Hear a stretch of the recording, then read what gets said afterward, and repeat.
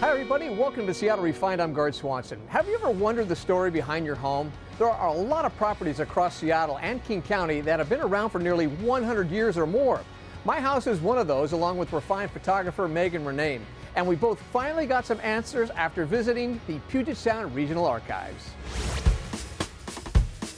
Our photographer Murnane loves her new home in West Seattle. So my partner Anthony and I just bought our home this summer, but it's a little older and a bit of a fixer-upper.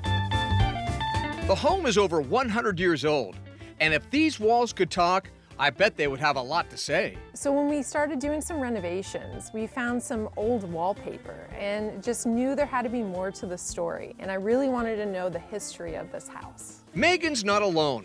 Older homes across Seattle have a story to tell, including my 1937 home in Magnolia.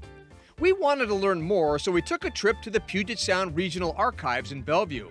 Their records include photos of every home in King County from almost a century ago. It's like Google Street View from the 1930s. Yeah, if it was standing in 1937, there should be a photo starting in 1937. It was a Works Progress Administration project. They went around and documented every property in King County, took a photo of each structure, and then they would go around and add to that collection every time a house got updated. And it's not just photos. The assessments also contain information like past homeowners. A lot of times people want to trace back to the very first owner of their property. I've had people be like, that's me in the front yard, or that's my family dog. We've got all sorts of photos, people's horses. I saw a donkey once. I was beyond curious about my home, so I couldn't wait to get to the archives. Wow, Emily, this place is gigantic. How do you keep it straight? How do you find stuff? Our catalog. We rely heavily on our catalog to find where things are. So if I wanted to find, like, say, my house back in 1937, I mean, this place is gigantic. I don't know how many square feet here, but where do you start? Well, we start by, you would either give me your address or your parcel number, and then I would look up the records that are available. In my house in 1937, can we go check it out? Yes. All right, let's do it. Okay, so. Oh my gosh, that's my house Yeah. right there. So we just took the chimney down. We're rebuilding the chimney, and I found an old newspaper from 1937 inside. yeah. Somehow it was preserved inside the concrete. Right from when it was built. Right there. That is so fascinating. There's a lot of other interesting information in these records. They have some ownership history. What was the last owner besides me? Looks like William Richardson. Oh, yeah, in Barbara. 1960. That's who we bought the house from. Oh. From Barbara. Wow.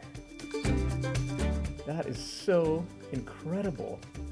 Now it was time to learn the past of Megan's 1920s home. Oh, wow.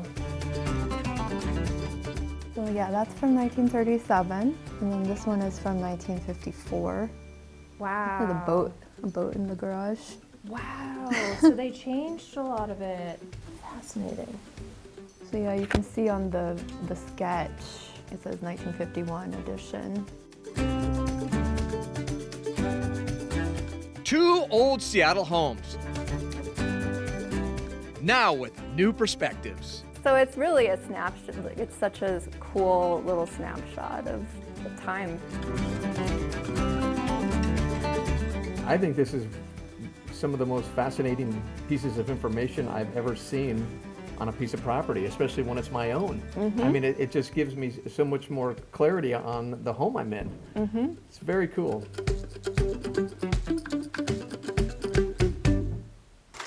The Puget Sound Regional Branch is open for in-person research Wednesdays through Fridays by appointment only. And by the way, a high-quality scan of a property costs about $15.